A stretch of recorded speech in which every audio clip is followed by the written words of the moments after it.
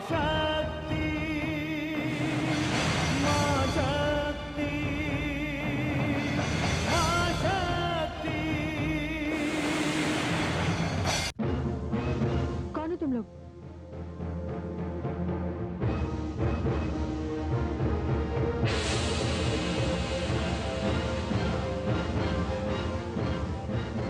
कन्या, कौन है तू? अच्छा, तो ये सब तुम्हारी माया है? मैंने पूछा कौन है तू? तू यहां से चली जा, अन्यथा इसका परिणाम अच्छा नहीं होगा। तू मुझे परिणाम से डराता है? गंगा को परिणाम से डराता है? गंगा? अच्छा, तो तू गंगा है। मैं समझ गई, तू तारकासुर है। असुर सम्राट तारकासुर। अरे मूर्ख, भूल गया? जब हम दोनों नन्ही बालिकाएं थी, तब तूने अपने वीरों को भेजा था पार्वती का वध करने के लिए, और वो सब वीर गति को प्राप्त हो गए। मैंने कहा ना, तू यहां से चली जा। मैं यहां से नहीं जाऊंगी। डोली को शीघ्र मेरी राजधानी ले जाओ। मेरी प्रतीक्षा मत करना। मैं इस मूर्ख स्त्री को इसके परिणाम तक पहुंचा कर आता हूं। जाओ। ठहरो, पहले मैं तेरे इन 4 वीरों को परिणाम तक पहुंचा दूं, फिर तुझे भी देखती हूं। गंगा लोक कल्याण के लिए जल की धारा है, किंतु तुझ जैसे दुष्ट पापी के लिए जलता हुआ अंगारा।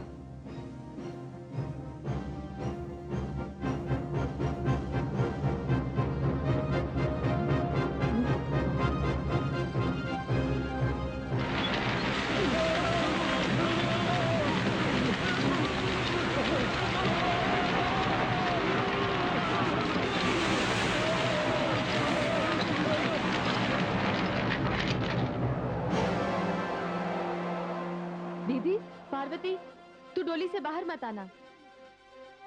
दुल्हन ससुराल से पहले डोली से नहीं उतरती। दुष्ट, पापी, तेरा तो अंत जिसके हाथों लिखा है उसी के हाथों होगा। किंतु मैं गंगा तुझे ऐसी गति प्रदान करूंगी कि तेरा तन मन सबका मैल धुल जाएगा। मैं भी देखता हूं तुझ में कितना साहस है और कितनी माया है। तो देख।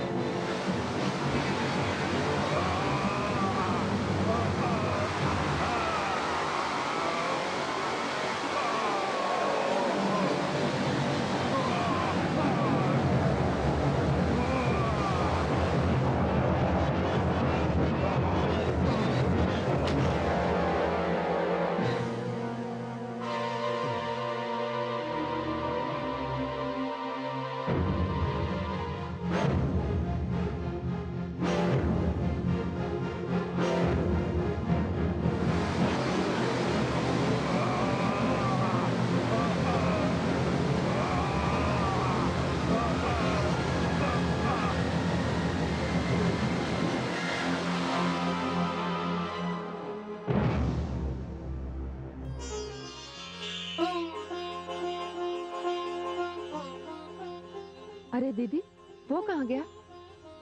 सीधा अपने नगर के भवन में जाकर गिरेगा।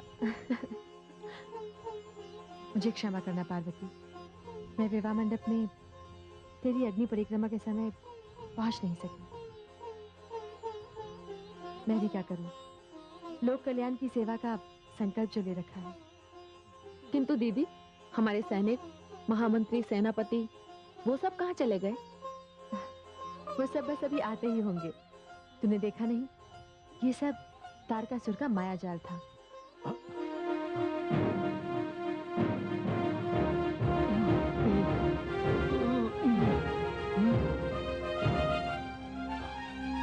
अरे पार्वती की डोली कहाँ है? वो रही। हाँ चलो। अच्छा पार्वती, सुखी रहो। अब मैं चलती हूँ। प्रणाम महामंत्री जी। प्रणाम। प्रणाम सेनापति जी। प्रणाम। पुत्री गंगा, ये सब क्या है? पुत्री पार्वती की डोली यहाँ है और कहारव समेत हम वहां थे। ये है क्या? महामंत्री जी, असुर राज तारकासुर ने पार्वती को कैलाश जाने से रोकने के लिए पुनः एक असफल प्रयास किया, जिसे मैंने विफल कर दिया। आप धन्य हैं गंगे, सचमुच आप धन्य हैं। अब हम चलें? कैलाश पहुंचने में हमें देर होगी। अवश्य। चलो सैनिकों, सैनिकों चलो।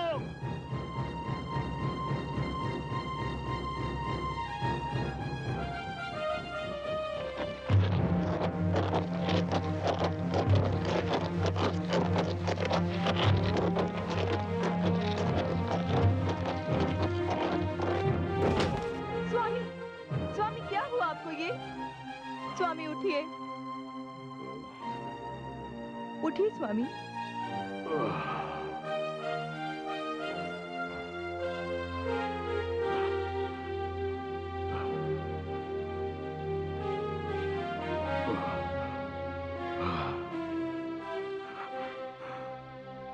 वो गंगा, हिमाचल की बड़ी पुत्री गंगा, यदि वो बीच में ना आई होती तो मैं पार्वती जैसे कंटक को जड़ से उखाड़ चुका होता और उठाकर यहाँ ले आता।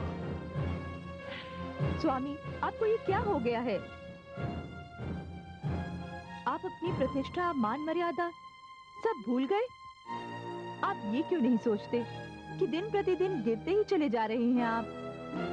स्मरण कीजिए स्वामी, एक समय था जब आपसे बड़ा कोई तपस्वी नहीं था और ब्रह्मा जी ने आपसे प्रसन्न होकर आपको वरदान दे दिया।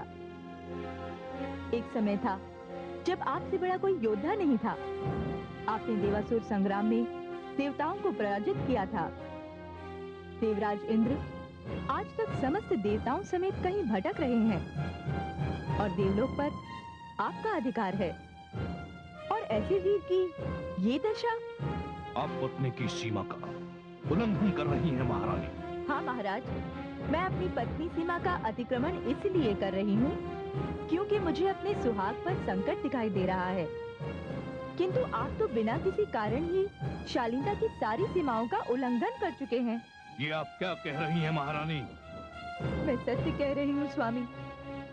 आपने बालिकाओं के वध का प्रयास किया। आपने नारी के अपहरण का निकृष्ट उदाहरण प्रस्तुत किया। किया, हाँ किया मैंने। और ये सब कुछ मैंने अपने जीवन, अपने प्राणों की रक्षा के लिए किया।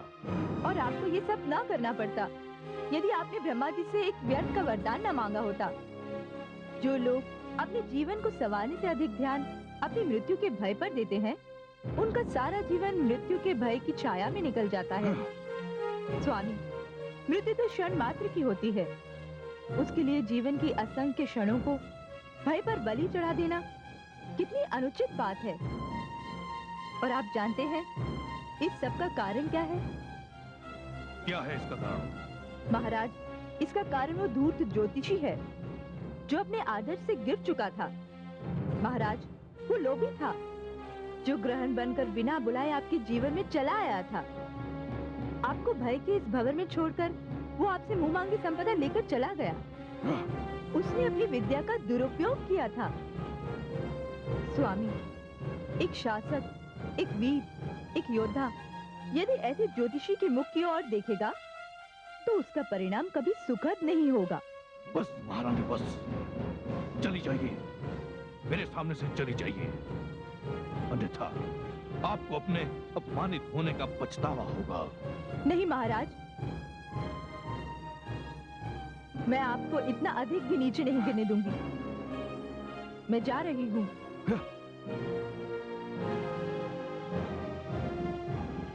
मूर्ख स्त्री, तुझे इतना भी पता नहीं कि एक बालक को समाप्त करने के लिए मुझे कितना कम कष्ट उठाना पड़ेगा। बहुत थोड़ा सा, किंचित मात्रा में। मैं देखूंगा वो बालक मेरा काल बनता है, क्या मैं उस बालक का काल बनता हूं।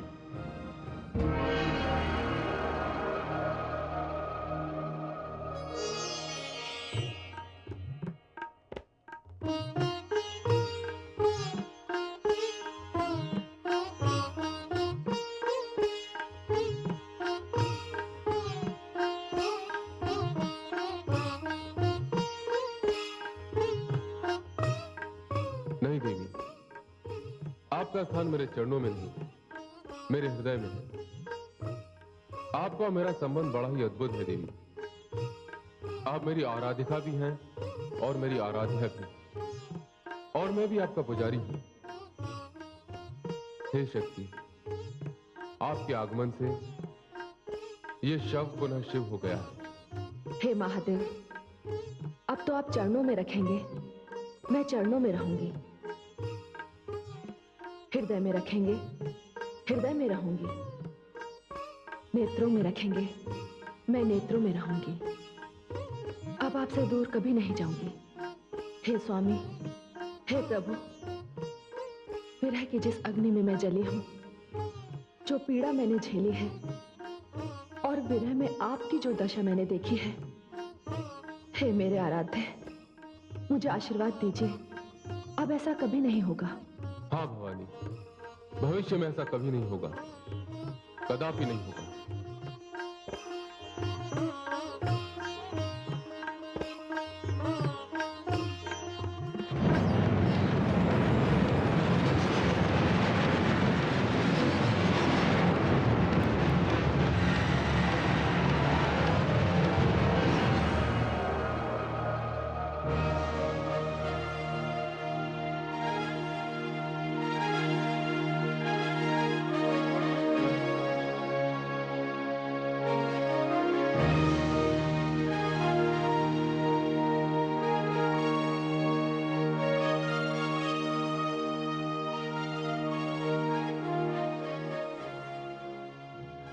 क्या बात है महारानी, क्या सोच रही हैं आप? महाराज, जब से पुत्री पार्वती को विदा किया है, एक एक पल, एक एक क्षण उसी की याद में बीतता है। देखिए ना महाराज, पुत्री पार्वती का बाल्यकाल कितना शीघ्र बीत गया। मानो समय पक्षी बनकर उड़ता रहा, एहसास ही नहीं हुआ कि वो कब बड़ी हो गई और कैसे अपने पति के घर चली गई। आपने सत्य कहा महारानी, समय सचमुच पंख लगाकर उड़ गया। हमारी पुत्री पार्वती ससुराल चली गई, किंतु उसकी स्मृति अभी भी हृदय में है महारानी। कभी कभी तो ऐसा प्रतीत होता है मानो वो यहीं कहीं हो, यही है हमारे पास।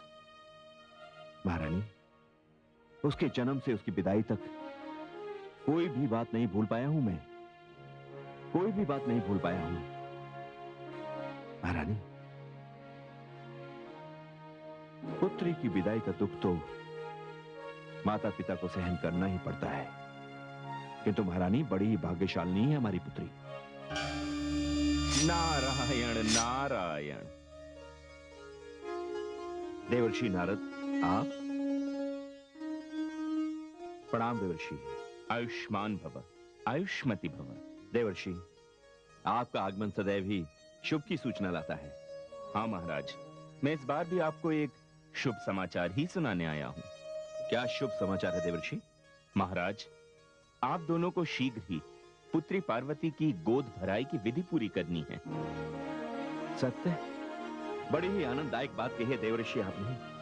पर्वतराज, देवादिदेव के वंश में उनकी एकमात्र संतान आने वाली है, और क्योंकि पिताश्री ब्रह्मा की भाग्य रचना मिथ्या नहीं होती, इसलिए आप दोनों को शीघ्र ही नाना नानी बनने का सौभाग्य प्राप्त होने वाला है। अब हम शीघ्र ही कैलाश यात्रा की तैयारी करते हैं। देवर्षि, ये तो तीनों लोगों के लिए बड़ा ही सुखद समाचार है। बड़ी ही धूमधाम से गोद भराई होगी हमारी पुत्री पार्वती की। नारायण नारायण। देवराज, क्या बात है वरुण देव? आपकी वाणी से हर्ष का सागर उमड़ता हुआ दिखाई दे रहा है। हाँ देवराज, समाचार ही ऐसा है। तो शीघ्र ही सुनाइए, क्या समाचार है वरुण देव? देवर्षि नारद ने सूचित किया है कि बहुत ही शीघ्र भगवान भोले शंकर की संतान अवतरित होने वाली है। धन्य हो, आनंद ही आनंद। ये सचमुच कितने आनंद का विषय है, कितने हर्ष की बात है ये। हम सभी वहां उनके दर्शनों के लिए कैलाश जाएंगे। और हाँ अग्निदेव, मैं आपके ऊपर एक अतिरिक्त भार सौंप रहा हूं। आज्ञा देवराज। जब तक महादेव और देवी पार्वती की संतान 7वां मास पूर्ण नहीं कर लेती, तब तक आपको इसी हिमालय क्षेत्र में विचरण करना होगा, क्योंकि हमें इस बात की पूरी आशंका है कि तारकासुर अपनी सेना के साथ अवतरित बालक पर 5वें या 6ठे मास में आक्रमण करने का प्रयास करेगा। जो आज्ञा देवराज। चलिए हम सभी वहां उनके दर्शनों के लिए जाएंगे। आइए।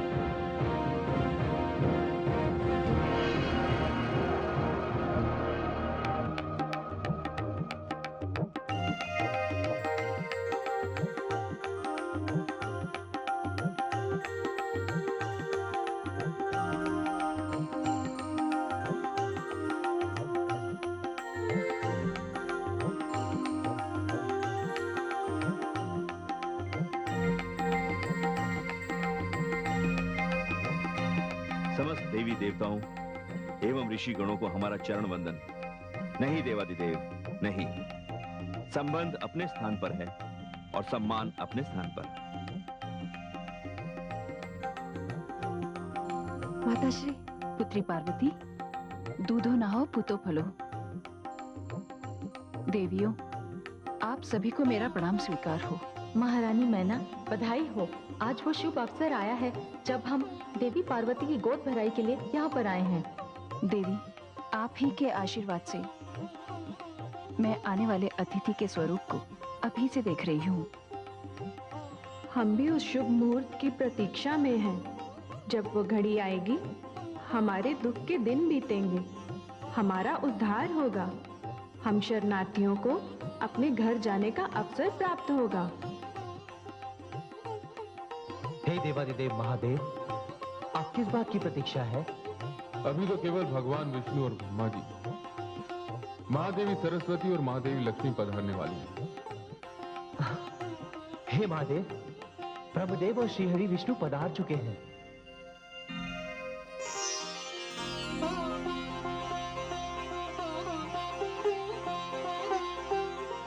कैलाश पर आपका स्वागत है। प्रणाम।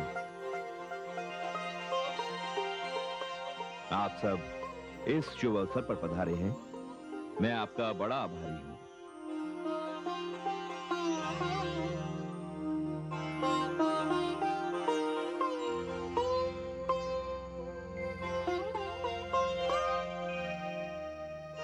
देवी, मेरी आपसे एक विनती है। कहिए देवी मैना। देवी, पुत्री पार्वती की गोद भराई आपके कर कमलों द्वारा हो, और जिस कन्या की गोद भराई स्वयं महादेवी लक्ष्मी करेंगी, उसके सौभाग्य का क्या कहना? उत्तम उत्तम अति उत्तम। मुझे ये अवसर आपने प्रदान किया, मैं आभारी हूँ। मैं सर्वप्रथम 7 ऋषि पत्नियों से आग्रह करती हूँ कि वे देवी पार्वती के मस्तक पर हाथ रखकर आशीर्वादों और शुभकामनाओं से उनका आंचल भर दें।